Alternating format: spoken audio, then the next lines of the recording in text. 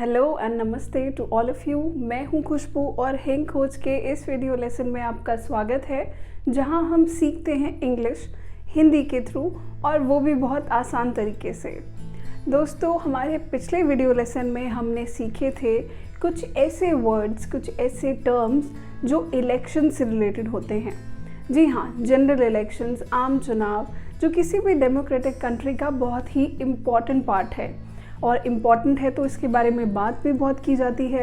आप अखबारों में पढ़ते हैं, आप न्यूज़ चैनल्स पर इनके बारे में सुनते हैं। तो ऐसे में इट्स इम्पॉर्टेंट कि आपको इलेक्शन से रिलेटेड टर्मिनोलॉजीज़ पता हो, आप कंफ्यूज ना हो उन्हें सुनकर। तो हम आज अपना लेसन कंटिन्यू करते हैं और आज हम सीखेंगे कुछ ऐसे टर्म्स जो आप तब यूज़ करेंगे जब आप इलेक्शन हो जाने के बाद वाली बात करें, यानी कि उसके बाद जो कॉन्वर्सेशन, डिस्कशन किया जाएगा उसमें इन शब्दों का बहुत इस्तेमाल किया जाता है। So listen carefully.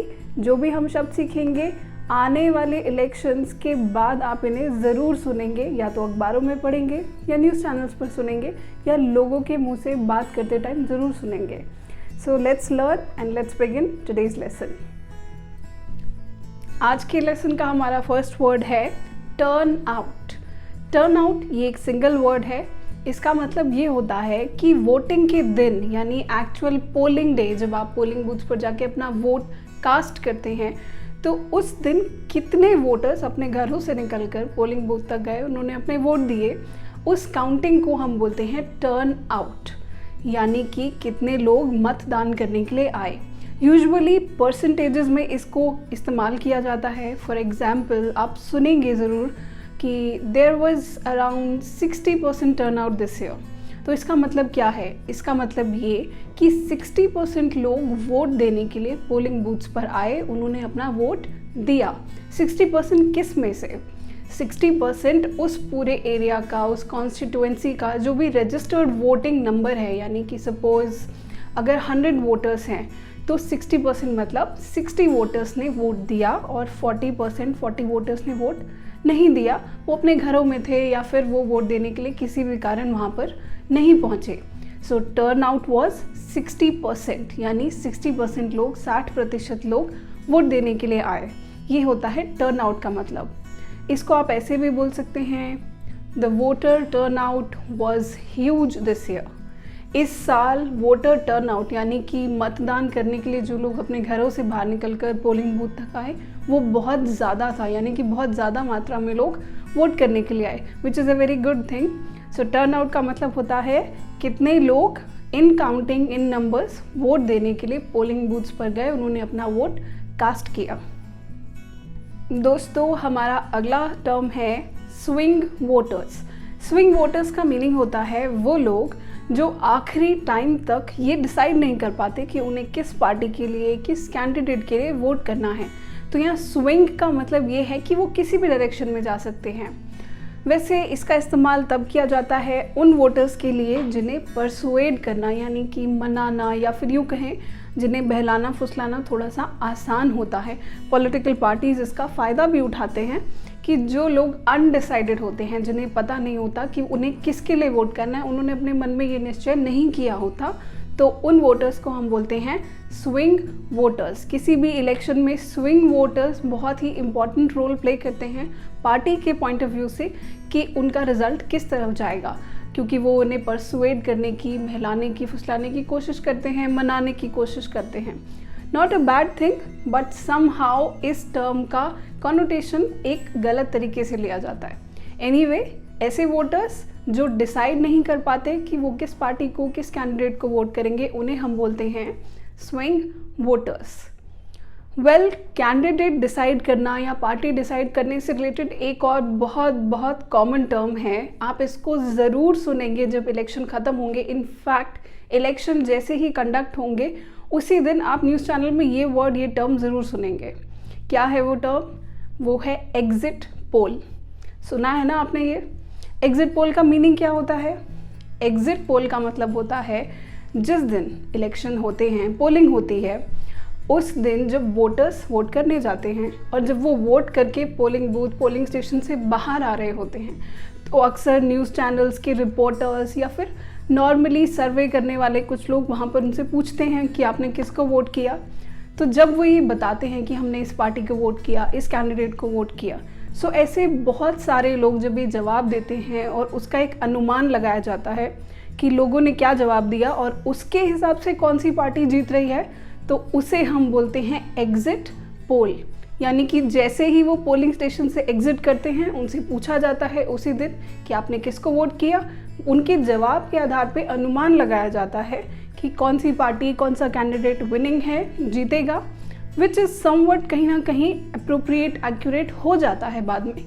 ये रियल रिजल्ट नहीं होता, तो इसको हम बोलते हैं एग्जिट पोल। ये टर्म बहुत कॉमन है, कीप एन आई, ये टर्म आप ज़रूर सुनेंगे। जिस दिन इलेक्शंस होंगे उस दिन इस टर्म का इस्तेमाल बहुत ज़्यादा किया जाता है अनुमान लगाने के लिए कि कौन सी पार्टी, कौन सा कैंडिडेट जीतेगा या जीत रहा है। तो चलिए अपने इलेक्शन के ज्ञान को आगे बढ़ाते हैं। हमारा नेक्स्ट टर्म है हंग पार्लियामेंट। हंग पार्लियामेंट का मीनिंग क्या होता है?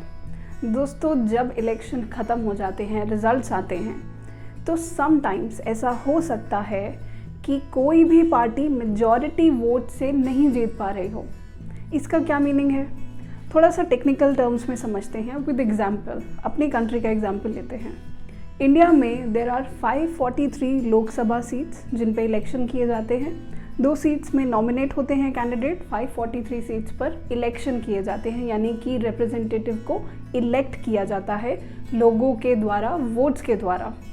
तो इन 543 में से आधे से ज़्यादा यानी कि लगभग 272, that's the magic number in our country, अगर किसी भी पार्टी के पास 272 सीट्स पर रिप्रेजेंटेटिव हैं, यानी कि उन्होंने उतनी सीट्स पर इलेक्शन जीते हैं, तो वो गवर्नमेंट फॉर्म कर सकते हैं। ये मिनिमम रिक्वायरमेंट है, यानी कि कम से कम 272 होने चाहिए। लेकिन अगर कोई पार्टी 272 सीट्स पर इलेक्शन नहीं जीत पाई, उससे कम रह गए, क्योंकि बहुत सारी पार्टीज़ इलेक्शन लड़ती हैं, सपोज़ 3 हैं, 4 हैं, 5 पार्टीज़ हैं, अगर उन सब ने कुछ सीट्स जीती लेकिन किसी के भी पास 272 का मैजिक नंबर नहीं है, तो वो गवर्नमेंट फॉर्म नहीं कर पाएंगे, सरकार नहीं बना पाएंगे, और ऐसी सिचुएशन को हम बोलते हैं हंग पार्लियामेंट। ये थोड़ी सी टेक्निकल नॉलेज थी, बट इस टर्म को समझने के लिए इट्स इम्पॉर्टेंट। तो हंग पार्लियामेंट का मतलब होता है जब कोई भी पार्टी मेजॉरिटी नहीं प्रूव कर पाती, यानी कि ज़्यादा सीट्स 272 नंबर तक नहीं पहुंच पाती और वो गवर्नमेंट नहीं फॉर्म कर पाती, तो उस टाइम पे पार्लियामेंट हंग पार्लियामेंट कहा जाता है। अब अगर आप ये सोच रहे हैं कि हंग पार्लियामेंट की सिचुएशन से डील कैसे किया जाता है, तो उससे रिलेटेड भी कुछ टर्म्स हैं। सबसे पहला है बाई पार्टीसान। बाई पार्टीसान का मतलब होता है 2 पार्टी सिस्टम, यानी कि जब 2 पार्टीज़ इन इलेक्शन कॉन्टेक्स्ट, जब कोई 2 पार्टीज़ साथ में मिलकर सरकार बनाने के लिए राज़ी हो जाती हैं, किस कंडीशन पे कि उन दोनों के सीट्स मिलाकर 272 से ज़्यादा या एटलीस्ट 272 सीट्स उनके पास होंगे, तो वो गवर्नमेंट फॉर्म कर सकते हैं। So when 2 parties, the number is 2, by का यहाँ मतलब है 2। तो जब 2 पार्टीज़ सरकार बनाती हैं एक साथ मिलकर, तो उसे हम बोलते हैं बाई पार्टीसान गवर्नमेंट, यानी कि 2 पार्टी सिस्टम। और अगर बाई चांस 2 पार्टीज़ मिलकर भी 272 मैजिक नंबर तक नहीं पहुंच पाते, which is also very common, ऐसा बहुत कॉमनली होता है, तब क्या किया जाता है? तब फॉर्म होती है कोएलिशन गवर्नमेंट या कोएलिशन गवर्नमेंट, यानी कि गठबंधन की सरकार। ये टर्म आपने न्यूज़ में बहुत सुना होगा। इसे हम बोलते हैं जब 2 से ज़्यादा पार्टीज़ एक साथ मिलकर सरकार बनाने के लिए राज़ी हो जाती हैं। इसका मतलब ये कि बहुत सारी पार्टीज़ या 3-4 पार्टीज़, 2 से ज़्यादा, किसी एक पर्टिकुलर पार्टी को अपना सपोर्ट देते हैं, यानी कि उनको अपना समर्थन देते हैं, अपना कॉन्फिडेंस देते हैं, सरकार बनाने के लिए उन्हें अलाउ करते हैं कि वी आर विद यू, और अगर आपका मैजिक नंबर 272 है, we are with you in forming that number, और अब आप गवर्नमेंट फॉर्म कर सकते हैं। तो ऐसी गवर्नमेंट को हम बोलते हैं कोएलिशन गवर्नमेंट, यानी गठबंधन की सरकार। सो ये 2 तरीके हैं जिससे हंग पार्लियामेंट की स्थिति को सॉल्व किया जाता है इन इलेक्शंस। वेल दोस्तों, इलेक्शन में ज़रूरी नहीं कि हंग पार्लियामेंट, बाई पार्टीसान या कोएलिशन की ही नौबत आए। कभी कभार या समटाइम्स ऐसा भी होता है कि एक ही party enough number of seats पे इलेक्शन जीतती हैं और वो अपनी सरकार बना सकती हैं। तो जब कोई एक पार्टी बहुत बड़े मार्जिन से, यानी कि बहुत स्लाइट छोटा मार्जिन नहीं, बहुत बड़े डिफरेंस से इलेक्शन जीतती है, तो उसे हम क्या बोलते हैं?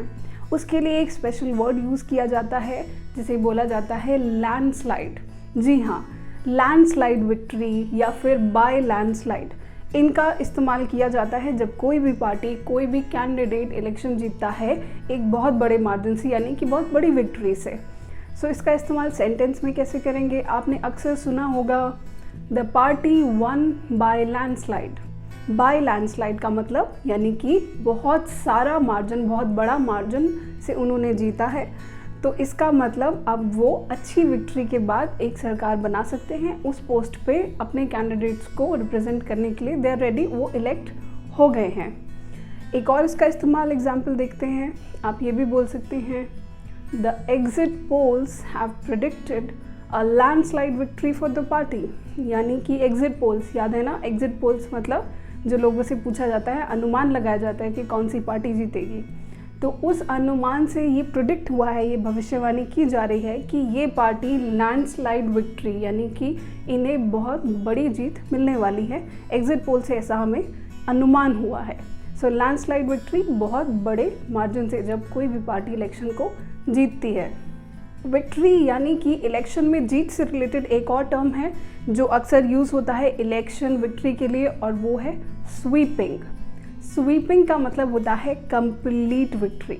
हिंदी में कहते हैं ना, सफाया कर दिया, ये वही है। स्वीपिंग का मतलब होता है जब कोई भी कैंडिडेट, कोई भी पार्टी एक पर्टिकुलर कॉन्स्टिट्यूएंसी यानी कि चुनाव क्षेत्र से, सपोज देयर आर 10 सीट्स, तो वो अगर 10 के 10 सीटों पर जीत जाए और कोई दूसरी पार्टी वहाँ पर नहीं जीत पाए, तो हम कहेंगे कि उस पार्टी ने जो जीती है ये उनके लिए एक स्वीपिंग विक्ट्री है। इसका मतलब उन्होंने किसी और को चांस ही नहीं दिया और पूरी तरह वो खुद जीत गए सारी की सारी सीट्स पर, तो उसे हम बोलते हैं स्वीपिंग विक्ट्री।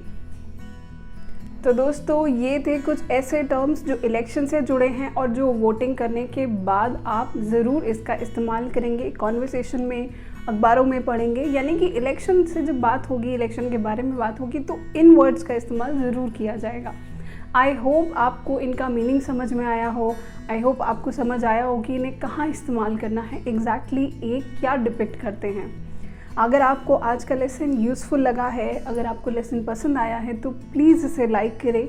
और आपने अगर अभी तक हमारे चैनल को सब्सक्राइब नहीं किया है तो सब्सक्राइब करें, बेल आइकन प्रेस करें ताकि हमारी नोटिफिकेशंस आप तक तुरंत पहुंच जाएं।